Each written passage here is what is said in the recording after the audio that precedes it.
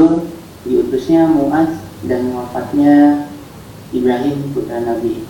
Detailnya nanti Ustaz akan menjelaskan. Baik, di sini saya akan menjelaskan teknis kajian online. Insya Allah di akhir kajian akan ada sesi tanya jawab bersama Ustaz. Bagi yang ingin bertanya, silakan kirimkan pesan ke nomor WhatsApp 0877 7716 6183 atau bisa juga lewat kolom pesan di Zoom meeting ini.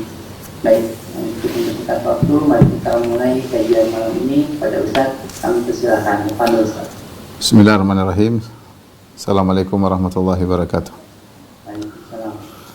Alhamdulillahi ala ihsani wa syukru lahu ala taufiqihi wa amtinani. Asyhadu an la ilaha illallah wahdahu la syarika lahu ta'ziman li sya'ni wa asyhadu anna Muhammadan abduhu wa rasuluhu da'ila ridwani. Allahumma shalli alaihi wa ala alihi wa ashabihi wa ikhwani. Para jemaah Masjid Tarbiyah Cilandak yang dirahmati oleh Allah Subhanahu wa taala, kita melanjutkan bahasan kita tentang sirah nabawiyah, dan kita masih melanjutkan tentang hal-hal yang terjadi menjelang haji wada. Ya, menjelang haji wada. Di antara peristiwa-peristiwa yang terjadi adalah hajinya Abu Bakar sebelum Nabi sallallahu alaihi wasallam. Abu Bakar berhaji. Kemudian juga diutusnya Mu'adz ke negeri Yaman untuk berdakwah bersama Abu Musa al-Asy'ari, dan juga wafat Ibrahim putra Nabi sallallahu alaihi wasallam. Kita mulai dari hajinya Abu Bakar As-Siddiq radhiyallahu taala anhu. Di akhir bulan Dzulqa'dah tahun ke-9 Hijriah, Rasulullah sallallahu alaihi wasallam mengutus Abu Bakar As-Siddiq untuk menjadi amir haji, ya, agar kaum muslimin bisa berhaji. Sementara Rasulullah SAW tidak berhaji, beliau tetap di kota Madinah untuk berdakwah dan juga untuk menanti kedatangan para utusan-utusan yang ingin mengikrarkan Islam mereka, yang ingin bertanya tentang Islam. Maka Nabi menetap di kota Madinah. Orang-orang pada masuk Islam berbondong-bondong. Ya, wa ra'aitan nasa yadkhuluna fi dinillahi afwaja. Kalian melihat manusia datang masuk Islam dengan bondong-bondong. Ini antara sebab kenapa Nabi SAW tidak berhaji ketika itu. Salah satu sebab. Sebab kedua, sebab yang paling utama, Nabi tidak berhaji karena Nabi tidak ingin ketika haji ada orang-orang musyrik juga ikut haji. Ya, ketika itu Mekah masih didatangi oleh orang-orang musyrikin dan mereka berhaji. Nah, kalau mereka berhaji, bisa saja mereka melakukan hal-hal kesyirikan. Ya, bisa saja mereka mengusap berhala-berhala, ya. Atau bisa saja mereka berhala sudah dihancurkan. Ya, bisa saja mereka tuaf dalam kondisi telanjang, karena di antara kebiasaan mereka adalah tuaf dengan telanjang, sebagaimana sudah kita sebutkan.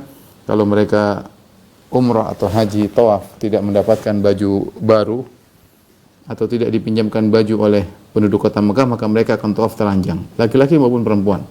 Hanya saja perempuan lebih suka tawaf telanjang di malam hari, lebih suka tawaf telanjang di malam hari. Laki-laki tidak peduli pagi, siang, sore, malam.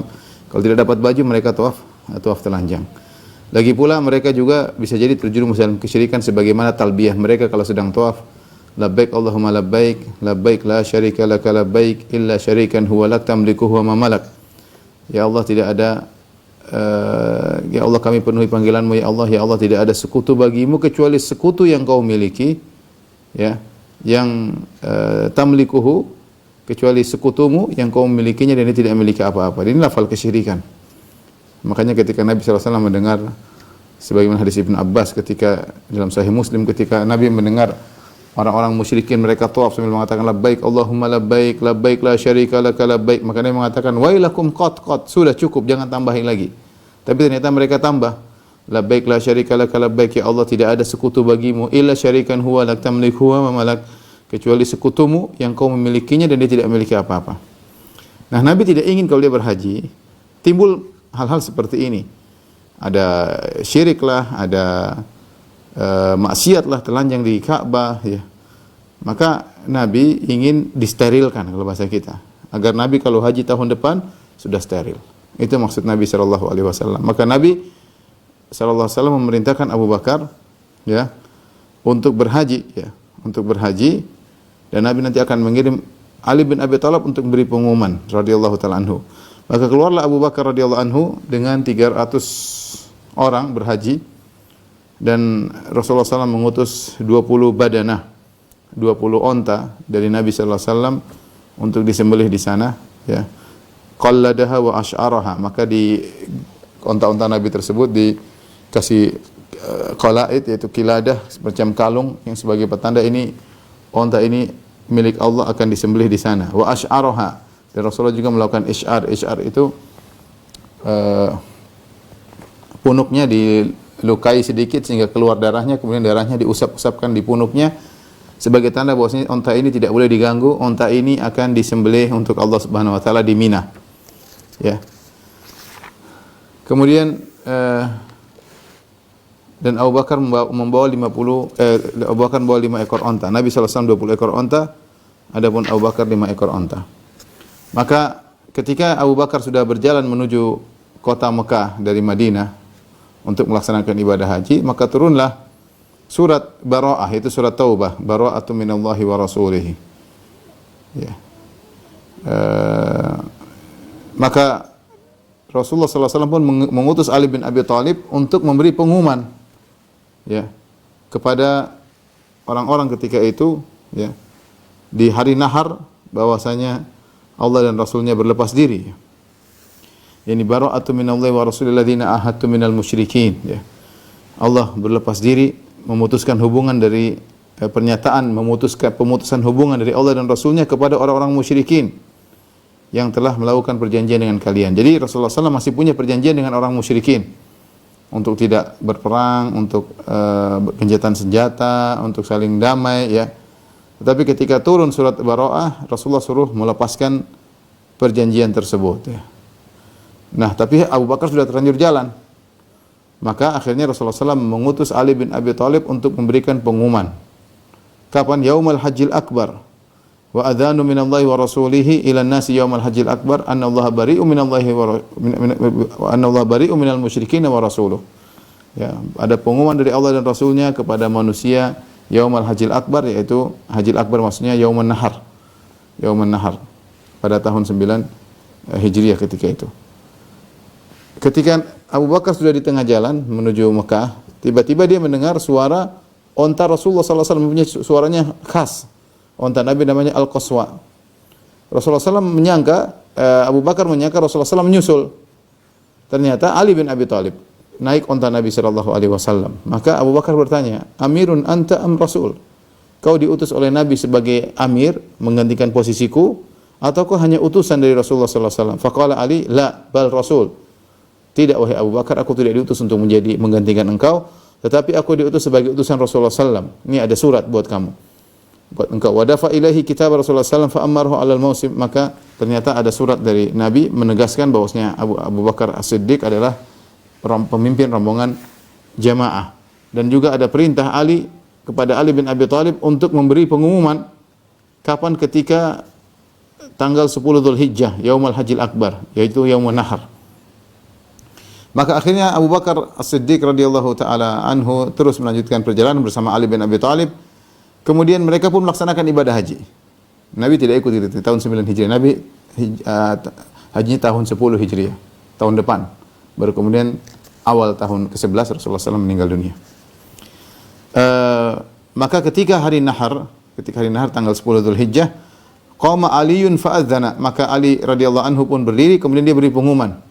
Jadi adzanun minallahi wa rasulihi ila nasi yaumul hajjil akbari anna Allah bari'um minal musyrikin wa rasuluh.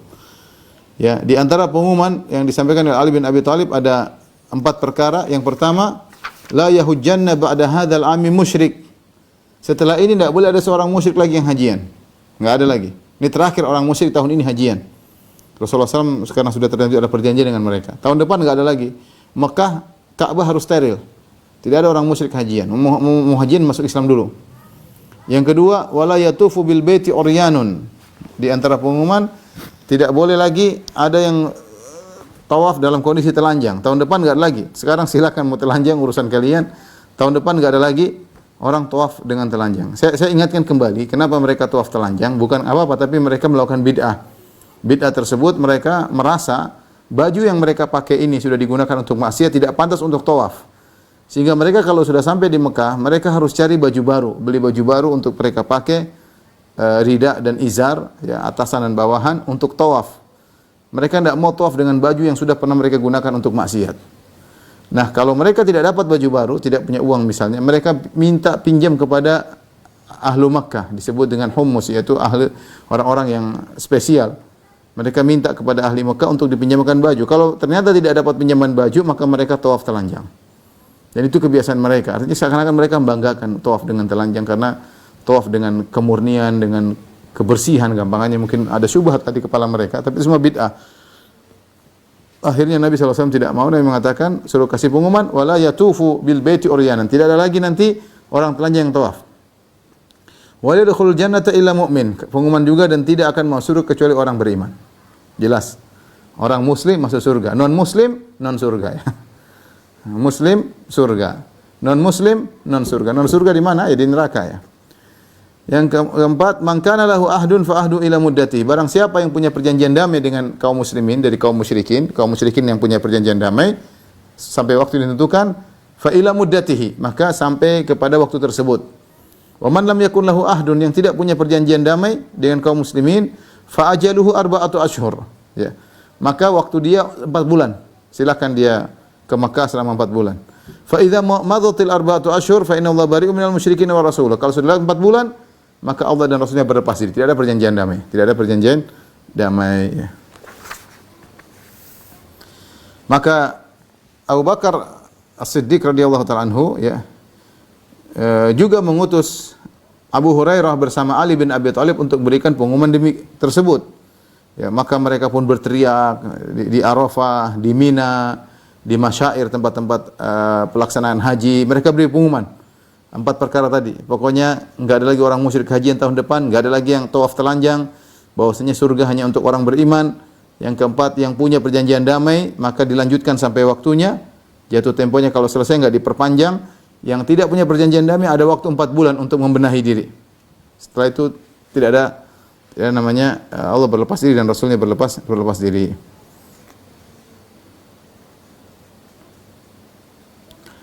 Qala Abu Hurairah berkata, kuntu ma'a Ali bin Abi Thalib haitsu ba'atha Rasulullah SAW ila ahli Makkah bi Bara'ah. Aku bersama Ali bin Abi Thalib ketika Rasulullah SAW mengutusnya untuk menyampaikan sikap Bara'ah berlepas diri. Ya. Kunna nunadi, kami berteriak, annahu la yadkhul jannata illa mu'min. Tidak ada yang masuk surga kecuali yang beriman. Kami teriak. Kasih pengumuman di sana sini. Tidak ada yang di Mina, di Arafah, karena orang musyrik juga hajian. Saya sering sampaikan, orang musyrik mengakui adanya Allah Subhanahu wa taala, buktinya mereka tawaf, buktinya mereka hajian, buktinya mereka memperhatikan Ka'bah karena mereka tahu tentang Allah Subhanahu wa taala. Hanya saja mereka tidak beriman kepada hari kebangkitan. Itu satu. Ya, hanya saja mereka beribadah dengan kesyirikan. Kedua, hanya saja mereka tidak mengakui kenabian Muhammad sallallahu alaihi wasallam. Hanya saja mereka tidak mengakui Al-Qur'an dari Allah. Tapi Allah itu ada, mereka akui. Makanya mereka haji. Maka perlu ada pengumuman, pokoknya tahun depan enggak ada lagi musyrik haji. Dan tidak bisa masuk surga kecuali orang beriman. Tidak ada orang telanjang yang tawaf lagi. Ya, yang punya perjanjian damai lanjutkan, yang tidak punya kasih waktu 4 bulan.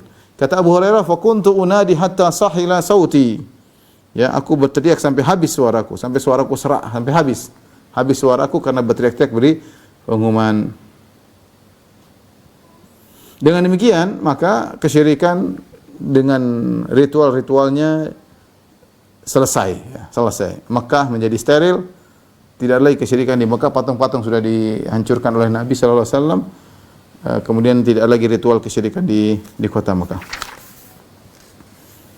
Jadi yang pertama haji adalah Abu Bakar tahun 9 Hijriah. Nabi sallallahu alaihi wasallam tadi dia punya 2 uzur. Uzur pertama, Nabi sallallahu alaihi wasallam mengurusi tamu-tamu yang datang. Yang kedua, Nabi tidak ingin berhaji kalau ada orang musyrikin. Kemudian kita masuk pada tahun 10 Hijriah. Nabi SAW masih menanti kedatangan para wufud, para utusan-utusan. Ya. Kemudian Nabi mengutus anak buahnya, para sahabat untuk menyeru kabilah-kabilah Arab untuk masuk Islam. Juga mengutus mereka untuk mengajari kabilah-kabilah Arab. Benar-benar Nabi fokus dakwah ketika itu. Ya, sambil menunggu tahun depan untuk hajian. Di antaranya Rasulullah SAW mengutus Mu'adz bin Jabal dan Abu Musa al-Ash'ari radhiyallahu anhuma ilal Yaman, ke arah Yaman. Dan Nabi menyuruh kedua sahabat ini, Mu'adz bin Jabal dan Abu Musa al-Ash'ari, untuk mengajarkan orang-orang Al-Quran dan mengajarkan agama mereka. Dan masing-masing diarahkan ke tempat yang berbeda. Ya.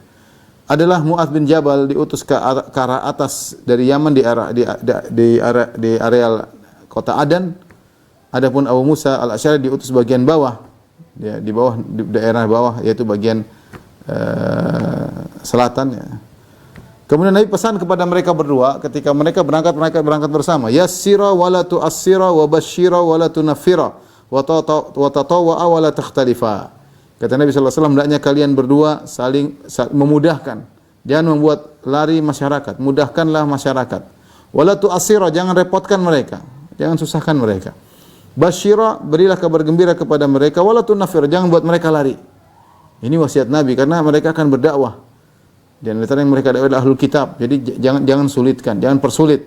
Jangan buat mereka lari. Kemudian kata Nabi, wa tatawwa'a wa la takhtalifa. Hendaknya kalian saling mengalah dan jangan berselisih. Ini wasiat yang indah dari Nabi sallallahu alaihi wasallam kepada dua dai ini. Kata Nabi, tatawwa'a wa la takhtalifa. Hendaknya kalian bersama-sama saling mengalah dan jangan berselisih. Dan ini perlu dicamkan bagi seluruh dai ketika mereka dalam bekerja sama, saling mengalah. Saling mengalah. Selama ini perkara ijtihadiyah, saling mengalah, ya. Jangan berselisih, jangan nyinyir sana nyinyir sini. Kalau perkara ijtihadiyah tidak perlu kita besar-besarkan, ya. Karena kalau sudah yang di atas berselisih, para dai berselisih, maka pasti ada gap di bawahnya. Apalagi masing-masing punya pengikut. Ini hanya membuat kekacauan. Ini disenangi oleh syaitan. Allah berfirman, wa qul li ibadi yaqul latihi ahsan inna syaitana yanzagu bainahum. Sampaikanlah kepada hamba-hambaku untuk mengucapkan kata-kata yang terbaik. Sungguhnya syaitan mengadu domba di antara mereka.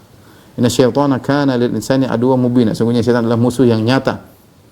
Kalau manusia secara umum disuruh mengucapkan kata-kata yang terbaik, apalagi para dai di antara mereka. Dan mereka saling menyayangi, saling mencintai, saling menasihati, bukan saling nyinyir, saling menjatuhkan, ya, merendahkan, ya, membuat orang lain tertawa pada mereka, mengejek mereka. Ini perkara yang tidak benar, ya. Kalau kita bantai-bantai ilmiah tidak perlu kemudian membuat bahan olok-olokan, enggak. Saudara kita, ya. Kalau kita kepada ahlul bid'ah saja kita begitu, apalagi kepada sesama ahlu sunnah, ya.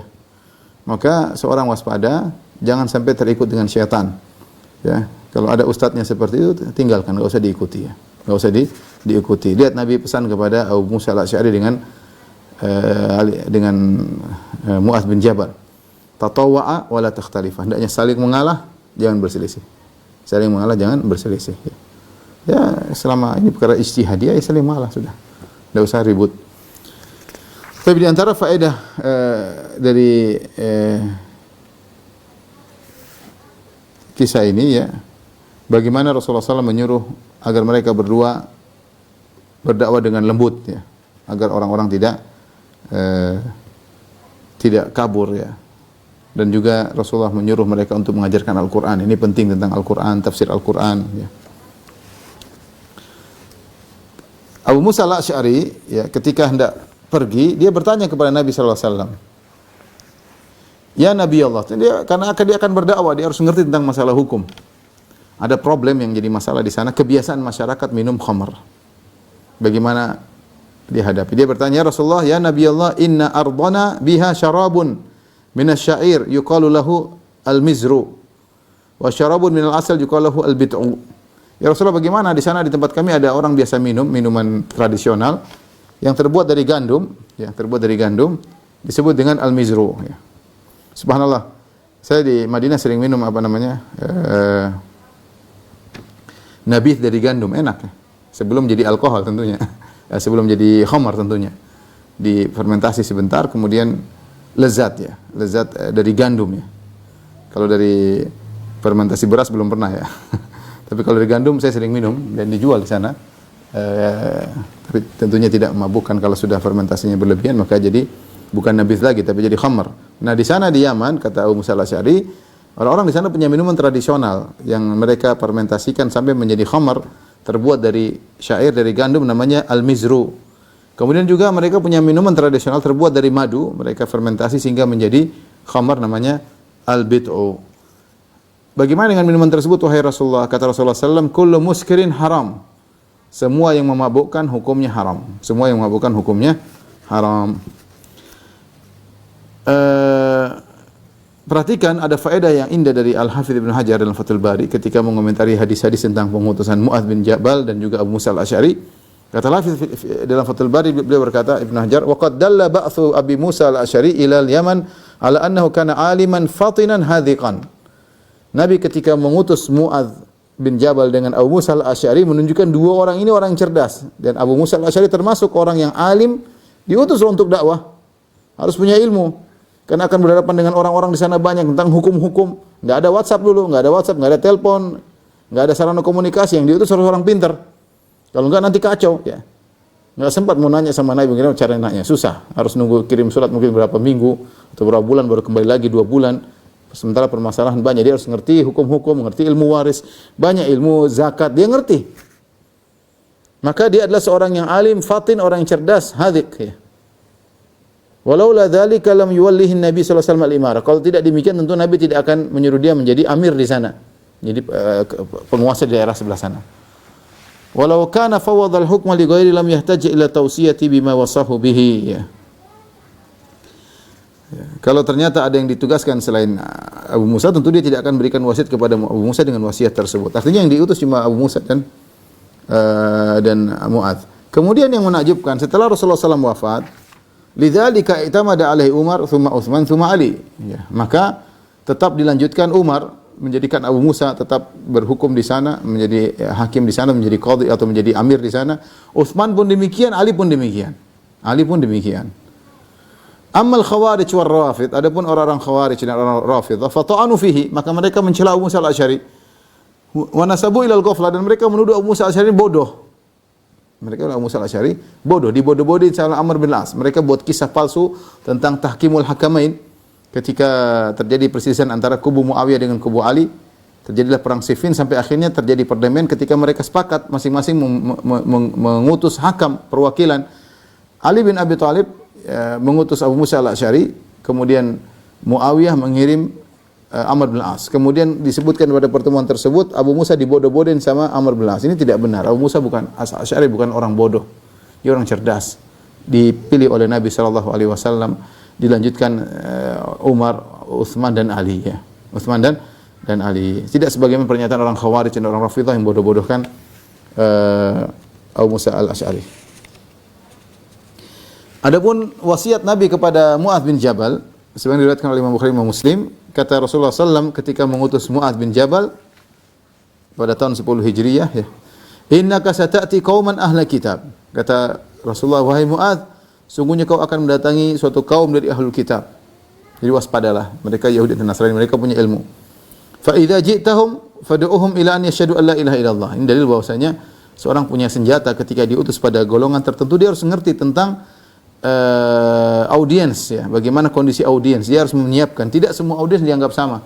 Ngomong sama anak kecil sama dengan orang besar. Ngomong sama anak sekolahan mahasiswa sama dengan orang di pasar, beda. Ngomong sama penguasa dengan rakyat dianggap sama, ini enggak benar. Enggak benar. Harus tahu kondisi audiens. Makanya disebut ada namanya di antara ilmu al-basirah, ilmu yang dimiliki oleh seorang dai adalah tentang ahwalul mad'uin, tentang kondisi-kondisi audiens beda-beda. Ketika di negeri Yaman banyak orang-orang Yahudi atau Nasara, maka ahlul kitab, Rasulullah ingatkan kepada sallallahu alaihi wasallam, ingatkan kepada Mu'adz, innaka ta'ti qauman ahla kitab, wahai Mu'adz, kau akan mendatangi kaum ahlul kitab, waspadalah, ya. Fa idza ji'tahum fad'uhum ila an yashhadu an la ilaha illallah. Jika kau datang kepada mereka, serulah mereka untuk mengucapkan asyhadu an la ilaha illallah wa anna muhammadar rasulullah. Artinya mereka belum Islam. Ya, mereka kalau meninggal tidak mengucapkan syahadatain masuk neraka jahanam. Yahudi dan Nasara, innal ladzina kafaru min ahlil kitabi wal musyrikin fi nari jahannam. Sungguhnya orang kafir dari ahlul kitab dan orang musyrik di neraka jahanam, kata Allah Subhanahu wa taala. Datang orang liberal memang semuanya di surga. Kalau semuanya di surga, ngapain Rasulullah ngutus Mu'adz, capek-capek aja, kurang kerjaan. Kirim surat ke Heraklius supaya masuk Islam, kirim surat kepada Muqawqis supaya masuk Islam. Nabi kurang kerjaan. Semua agama benar, kenapa Nabi mesti dakwah? Enggak perlu dakwah, semuanya agama benar kok. Tentunya Nabi melakukan ini karena semua agama salah. Liyakuna dinu kulluhu lillah. Nabi berdakwah agar semua agama hanya milik Allah Subhanahu wa taala. Tidak ada penyembahan terhadap selain Allah, tidak ada kesyirikan. Oleh karenanya Nabi menyuruh Mu'adz untuk mendakwai ahlul kitab tersebut agar mereka masuk Islam. Fa inhum ata'u laka bidzalik. Kalau mereka taat kepada engkau wahai Mu'adz untuk mengucapkan syahadatain, fa akhbirum anna Allah faradha alaihim 5 salawatin fi kulli yawmin wa lailah. Maka kabarkanlah kepada mereka bahwasanya Allah mewajibkan atas mereka salat 5 waktu dalam sehari semalam. Itu aja yang wajib sehari semalam. Ini semakin dalil bahwasanya selain itu tidak ada yang wajib. Perhatikan pembahasan kita tentang salat sehari semalam. Kalau salat tahunan atau salat gerhana yang lainnya maka ada khilaf di kalangan para ulama. Salat Id misalnya wajib atau sunnah ada khilaf. Ada yang mengatakan wajib maupun sunnah. Tetapi kalau berbicara tentang salat ritual 5 hari dalam sehari semalam yang wajib cuma 5 waktu. Selainnya tidak ada yang wajib. Mau witir, 2 rakaat fajar, rawatib, salat tahiyatul masjid, ini semua tidak ada yang wajib, yang berulang tiap hari. Yang wajib hanya 5 waktu. Apalagi ini adalah diutus oleh Mu'adz tahun ke-10 Hijriah, sebentar lagi Nabi meninggal. Tidak ada mansukh lagi karena sebentar lagi Nabi SAW meninggal. Yang wajib cuma salat 5 waktu. Fa innahum ata'ulaka bidzalik, kalau mereka taat kepada engkau, fa akhbir man Allah qad farada alaihim shadaqatan tu'khadhu min aghniyahim faturaddu ala fuqaraihim. Kalau mereka taat mau salat, kabarkan kepada mereka bahwasanya Allah mewajibkan mereka untuk membayar zakat. Sedekah maksudnya zakat wajib. Yang diambil dari orang-orang kaya mereka dan dikembalikan kepada orang miskin mereka. Diambil buat kepentingan mereka sendiri, yang kaya diambil dikembalikan kepada fakir miskin. Ya, diambil untuk dikembalikan kepada fakir miskin. Makanya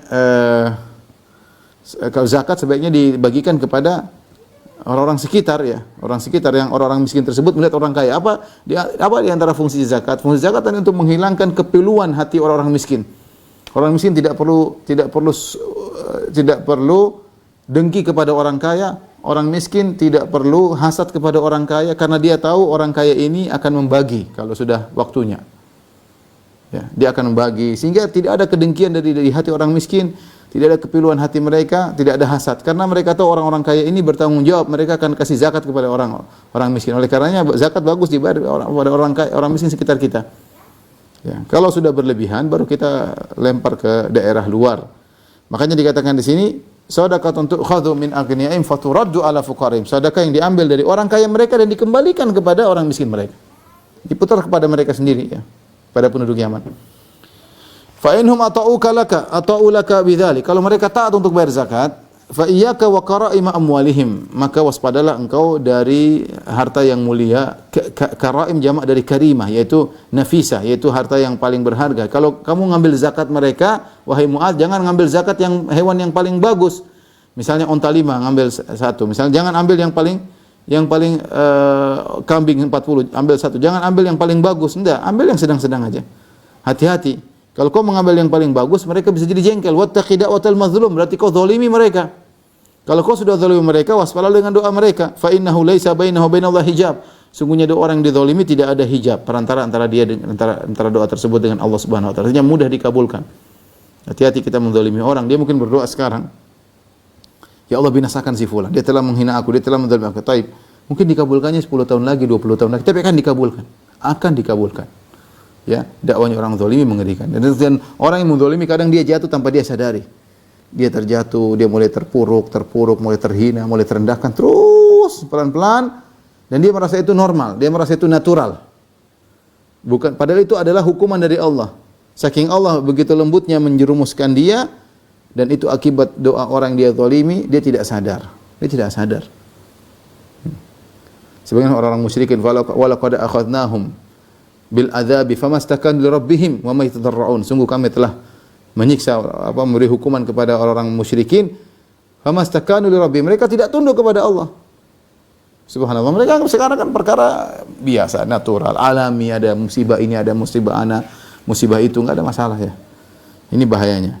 Oleh karenanya waspada dengan doa orang yang jangan zalimi orang lah, jangan zalimi orang apapun, jangan jatuhkan harga dirinya. Jangan berbohong atas namanya, jangan ngada-ngadain asal nuduh sembarangan. Diberikan harga diri tidak gampang, jangan ambil hartanya, jangan tumpahkan darahnya, jangan lukai tubuhnya. Ini semua nanti ada urusan di akhirat kelak. Kemudian di antara wasiat Nabi kepada Mu'adz bin Jabal radhiyallahu ta'ala anhu, kata Mu'adz, "Akhir ma awsani bihi Rasulullah sallallahu alaihi wasallam hina wada'tu rijli fil gharzi." Akhir wasiat Nabi sallallahu alaihi wasallam ketika aku meletakkan kakiku ya di atas pijakan untuk naik onta, Rasulullah berkata, wasiat terakhir setelah wasiat ini Rasulullah berkata, "Ya Mu'adz, ahsin khuluqaka linnas." Wahai Mu'adz, indahkan akhlakmu terhadap orang-orang. Kenapa? Karena Mu'adz akan diutus sebagai dai. Dia akan berhadapan dengan berbagai macam model manusia, pembangkang, ada yang ngeyel, ada yang baik, maka perbaiki akhlakmu. Perbaiki akhlakmu. Seorang dai berusaha menjaga akhlaknya, ya, kita penuh kekurangan, tapi berusaha menjaga tulisannya, berusaha menjaga lisannya, berusaha menjaga akhlaknya, jangan cepat emosi, jangan mudah terprovokasi, jangan termudah dibisik-bisiki, ya. Semua dipikir dengan apa? Dengan baik. Bukan ada sesuatu kemudian teriak-teriak di medsos, ya. Tenang. Taib. Ketika Mu'adz akan pergi, maka Rasulullah SAW berkata kepada Mu'adz, ya Mu'adz. Mu'adz sudah naik di atas ontanya, Rasulullah berjalan sambil melepaskan Mu'adz. Subhanallah. Ini pertemuan terakhir Mu'adz dengan Nabi SAW. Nabi melepaskan Mu'adz. Kata Nabi SAW, ya Mu'adz, innaka asa alla talqani ba'da ami hadha. Wahai Mu'adz, bisa jadi setelah tahun ini kau tidak akan bertemu dengan aku. Wa la'allaka an tamurra bi masjidi hadha wa qabri. Bisa saja kau akan melewati masjidku dan melewati kuburanku. Fabaka Mu'adz, maka Mu'adz pun baka jasha'an li firaqi Rasulillah sallallahu alaihi wasallam, ya. Maka Mu'adz pun menangis karena harus berpisah dari Nabi sallallahu alaihi wasallam. Kemudian Rasulullah SAW, thumma altafata Rasulullah SAW nahwal Madinah, kemudian Rasulullah SAW balikkan wajahnya kota Madinah. Rasulullah SAW berkata, inna awlan nasi bi al-muttaqun. Orang yang paling utama denganku, yaitu mendapatkan syafaatku, mendapatkan perhatianku adalah orang yang bertakwa. Man kanu wa haitsu kanu. Siapapun orangnya dan dimanapun dia berada, ya. Ini orang yang paling dekat dengan Nabi yang paling bertakwa. Orang yang paling bertakwa, inna akramakum indallahi atqakum. Yang paling mulia di sisi Allah adalah yang paling bertakwa, maka demikian juga di sisi Nabi sallallahu alaihi wasallam. Orang yang paling bertakwa.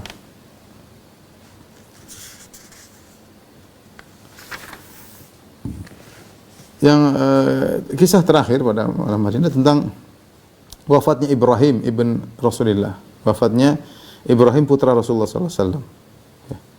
Ibrahim putranya Nabi sallallahu alaihi wasallam wafat pada tanggal 10 Rabiul Awal tahun 10 tanggal 10 Rabiul Awal 10 Hijriyah, ya.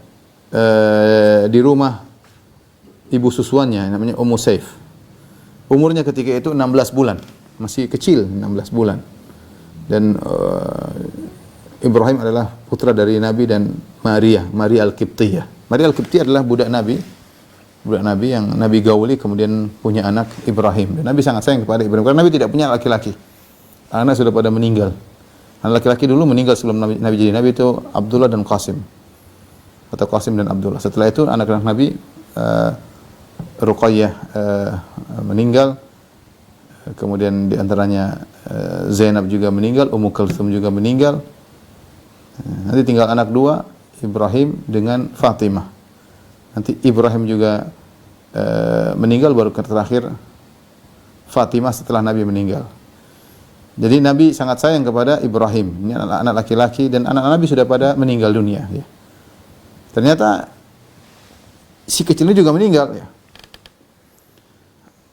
Anas bin Malik radhiyallahu anhu meriwayatkan dalam Sahih Bukhari Sahih Muslim, kata beliau, dakhalna ma'a Rasulullah sallallahu alaihi wasallam ala Abi Saif al-Qain.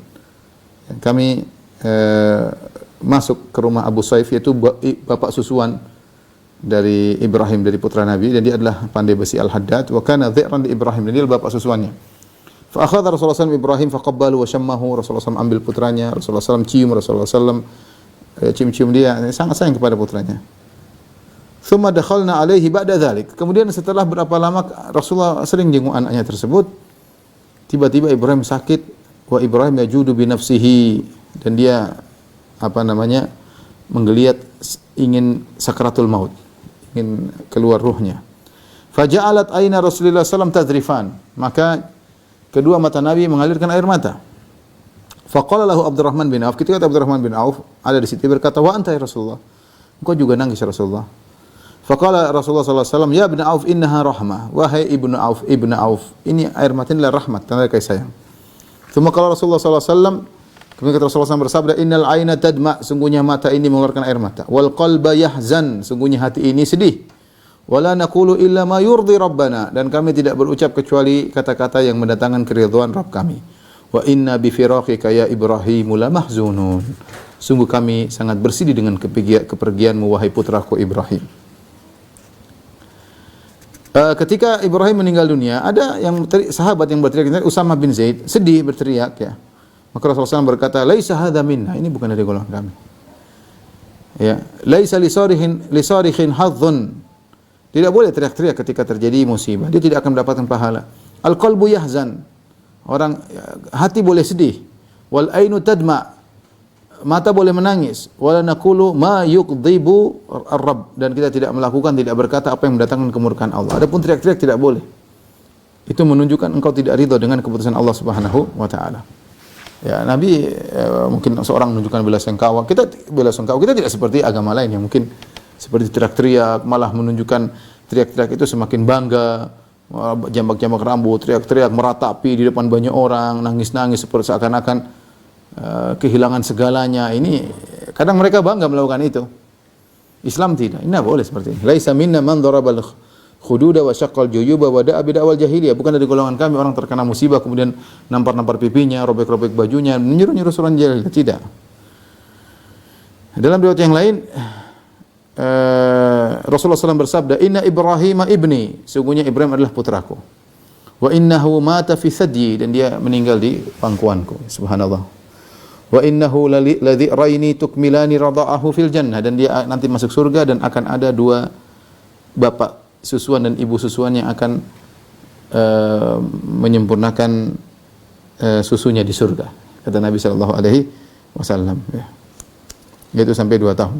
Karena umur dia ketika itu baru 16 bulan. Kemudian Ibrahim dikuburkan di Baqi', ya. Sebagaimana diriwayatkan dalam Musnad Imam Ahmad dengan sanad yang sahih dari Al-Bara' bin Azib radhiyallahu anhu, beliau berkata, "Mata Ibrahim ibnu Rasulullah wa huwa ibnu 16 syahran." Ya, bahwasanya Ibrahim meninggal umurnya 16 bulan, ya, bersatu tahun 4 bulan.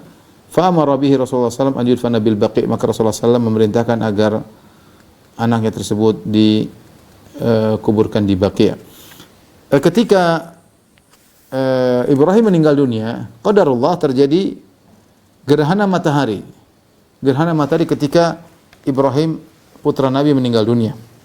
Maka terjadi isu, orang-orang mengatakan, sebagian orang mengatakan, inna man kasafat li mauti Ibrahim. Mereka bilang matahari terbenam, matahari gerhana gara-gara wafatnya putranya Ibrahim. Karena mereka suatu hal yang wajar. Mereka kata ini Muhammad sallallahu alaihi wasallam utusan Tuhan, anaknya meninggal, tidak ada salahnya Allah bikin gerhana. Kata mereka ini gerhana gara-gara wafatnya Ibrahim. Maka Nabi SAW kemudian sholat khusuf, sholat gerhana. Setelah selesai sholat khusuf, Rasulullah membantah persangkaan tersebut. Rasulullah SAW berkata, "Inna syamsa wal qamar ayatani min ayatillah." Sungguhnya matahari dan bulan adalah 2 tanda-tanda kebesaran Allah.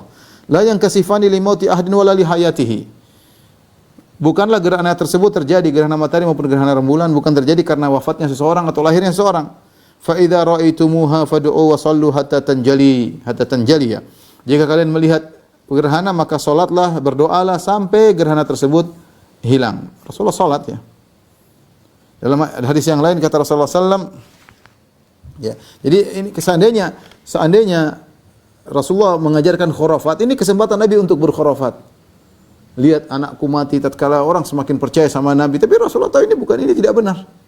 Rasulullah utusan Allah, ini sekedar biasa. Tidak ada kaitannya dengan gerhana, tidak ada kaitannya dengan kejadian di alam. Subhanallah, tauhid, ya. Dan bagaimana kalau kita lihat umat terdahulu, mungkin mereka mengkait-kaitkan, oh ini berarti ada begini. Nabi SAW sederhana, tidak ada apa-apa. Ya, tidak ada apa-apa, ini tidak ada kaitannya dengan ini semua. Ini cuma gejala alam. Ya, kalian bertakwa kepada Allah, berdoa kepada Allah, istighfar, ya, bukan terkait dengan lahirnya seorang atau wafatnya seorang. Kemudian Rasulullah SAW salat gerhana, ya.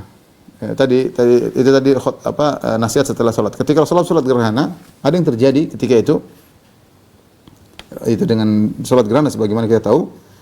Suma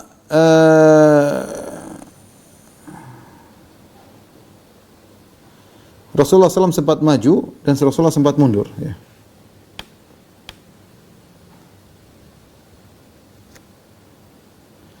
Rasulullah SAW mundur, maka saf-saf juga ikut mundur. Tsumma ta'akhkhara wa ta'akhkharatis sufuf khalfahu hatta tahaina.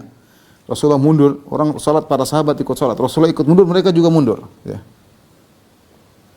Sampai kami mundur, sampai kami sudah dekat dengan barisan para wanita, ya. Kata Abu Bakar, hatta taha ila nisa.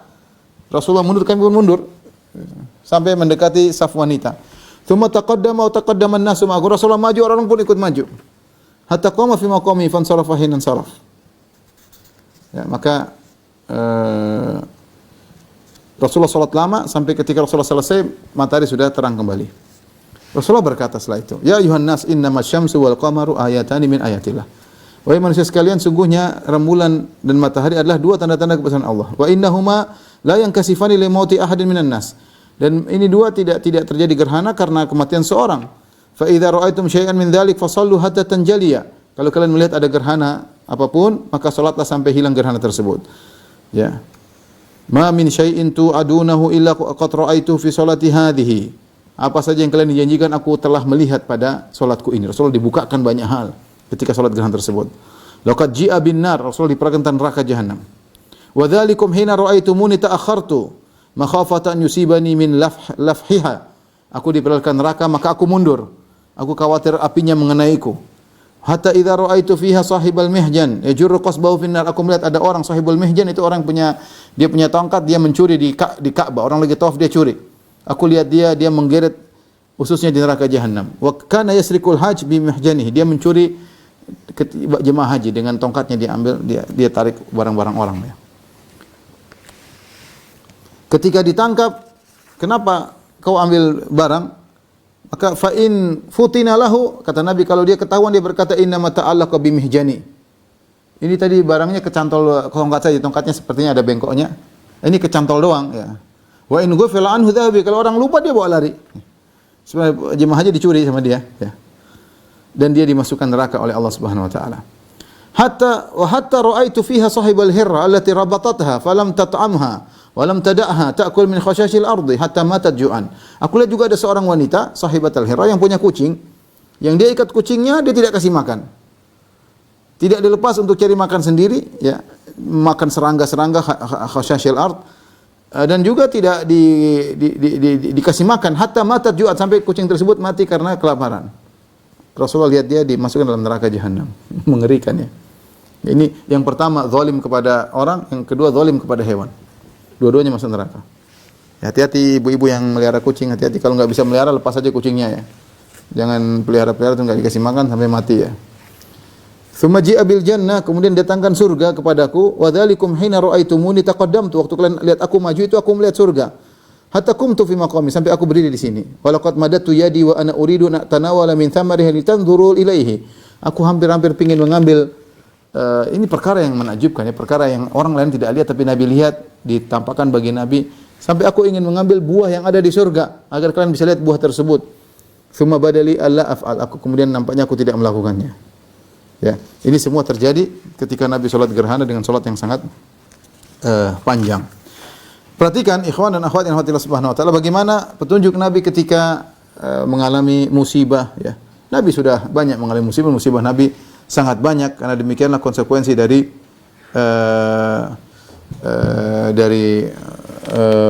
seorang yang bertakwa. Semakin bertakwa maka ujiannya semakin berat. Lihat Nabi diuji dengan wafatnya anak-anaknya, ya. Makanya ketika ada seorang wanita meratap di kuburan karena anaknya meninggal, Rasulullah mengatakan, ya hadhihi ittaqillah wasbiri, wahai fulana bertakwalah dan bersabarlah. Wanita tersebut marah, dia mengatakan, ilaika anni, pergilah engkau, jangan nasihati saya. Innaka lam tusab bi musibati, kau sih tidak tahu rasanya kalau musibah seperti saya. Dia bilang gitu sama Nabi. Akhirnya Nabi pergi. Ada yang kasih tahu, fulana, ummu fulan, tadi itu Nabi. Maka dia pun lapor kepada Nabi, ya Rasulullah, saya tidak tahu kalau engkau, kata Nabi, innamas sabru inda sadamatil ula. Sabar yang sungguhnya adalah tatkala hantaman yang pertama.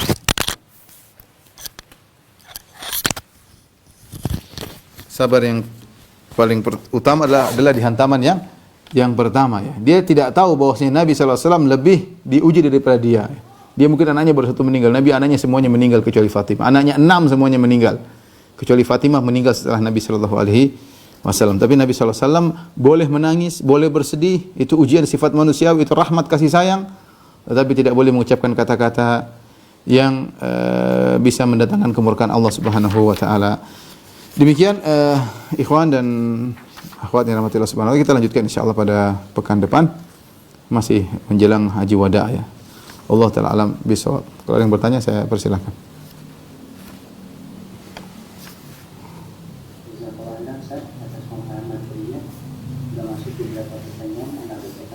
Silakan. Assalamualaikum. Izin bertanya kepada Ustaz, mengapa surat Baroah tidak diawali Bismillahirrahmanirrahim?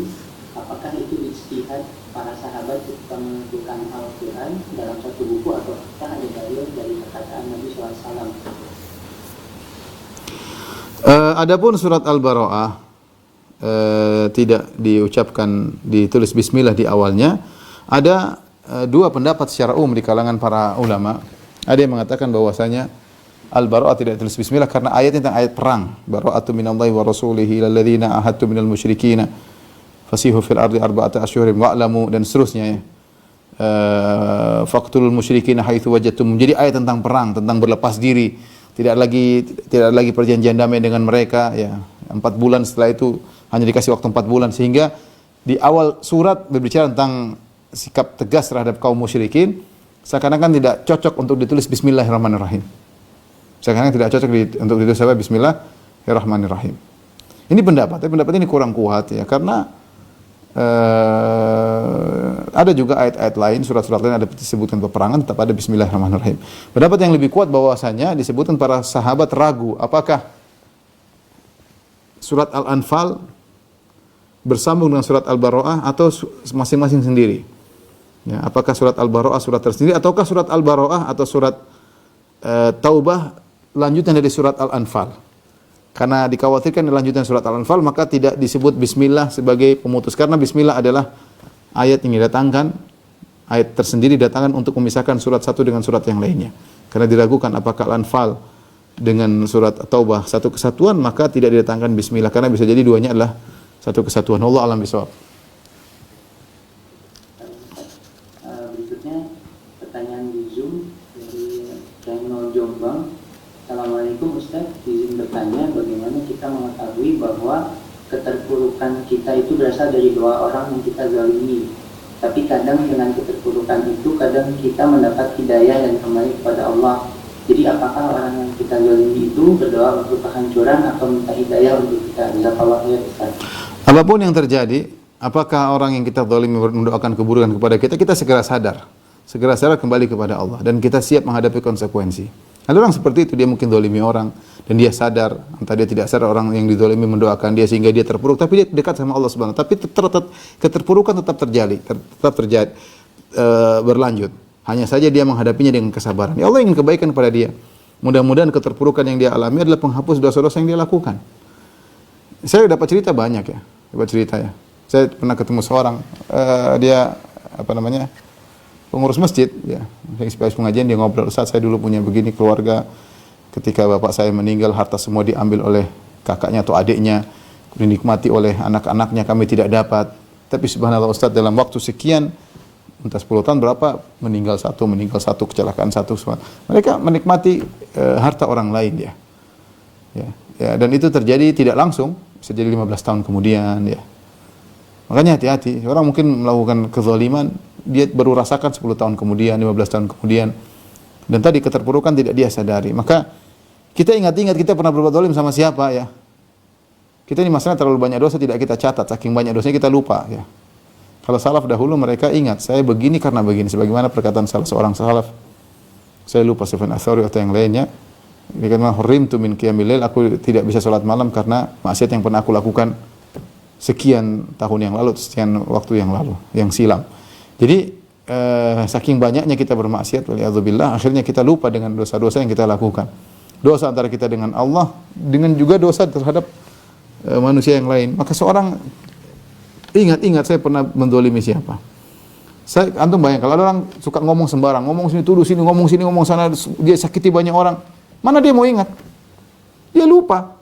Dia nyinyir sana, nyinyir sini, jelekin sana, jelekin sini. Dia lupa dia nyinyir siapa aja, dia lupa. Bahkan nyinyir rame-rame, dia nyinyir sama dia. Gimana mau ingat? Gimana kalau orang nyinyir semua kemudian jengkel, sakit hati, doain keburukan? Ya.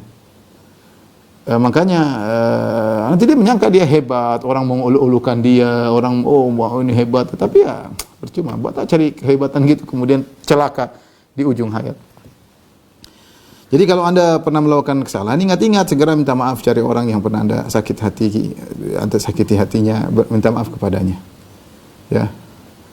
Wallahu a'lam bishawab. Yang terakhir. Terakhir dari WhatsApp, Akhi Gusti. Assalamualaikum, semoga Allah selalu menjaga dan melimpahkan rahmatnya kepada kita semua. Izin bertanya, di daerah kami ada namanya tape, makanan yang terbuat dari beras atau singkong yang difermentasi. Selain tapenya, kadang-kadang airnya juga dikonsumsi. Karena dulu pernah nyoba, rasanya manis dan panas. Bagaimana hukumnya memakan tape dan air rendaman tadi, Ustaz?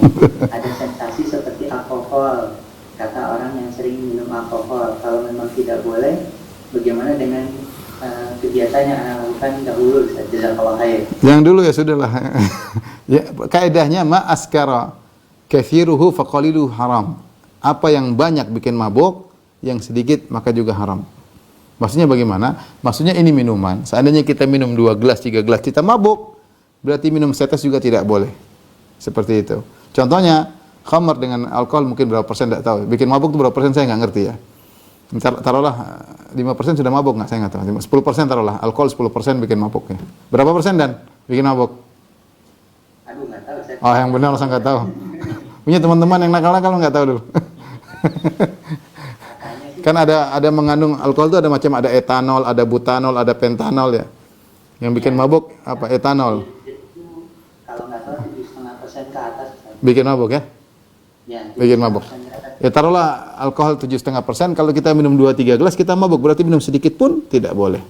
Tapi kalau alkohol tersebut misal 0,0 sekian persen, kita minum banyak-banyak tidak mabuk, maka sedikitnya pun tidak mabuk. Bukan berarti ada keberadaan alkohol menjadikan minuman tersebut haram secara mutlak, tidak. Tapi keberadaannya dengan kadar tertentu yang bikin orang mabuk secara umum ya, bukan ada orang tukang mabuk sudah 1 drum juga dia tidak mabuk, ini karena dia sudah terbiasa mabuk, enggak, maksudnya secara normal. Secara normal kalau orang normal minum sekian bikin mabuk, maka itu sedikit pun tidak boleh. Kalau tape, saya rasa ada alkoholnya karena dia proses fermentasi ya. Cuma apakah sampai pada derajat mabuk dalam bentuk makanan yang kita makan, belum pernah ada dengar ada orang mabuk karena makan tape, belum ada, dan saya juga tidak tahu ya. Yang jelas MUI belum berfatwa tentang haramnya makan tape. Tapi kalau airnya, nah ini saya nggak tahu nih. Airnya kalau banyak-banyak, kalau sensasinya sensasi alkohol ya. Karena memang ada alkoholnya, bukan memang ada alkoholnya di situ. Ya karena proses fermentasi itu perusahaan menjadi alkohol, fermentasi namanya. Tapi apakah memabukkan atau tidak? Wallahu a'lam bishawab. Kalau ternyata banyak memabukkan berarti hukumnya haram. Berarti beda antara tapenya dengan airnya. Wallahu a'lam bishawab. Demikian saja apa yang saya sampaikan kepada para jamaah Masjid Tarbiyah Cilani rahmatillah subhanahu. Insyaallah kita lanjutkan pada pertemuan berikutnya. Wabillahi taufiq wal hidayah. Assalamualaikum warahmatullahi wabarakatuh.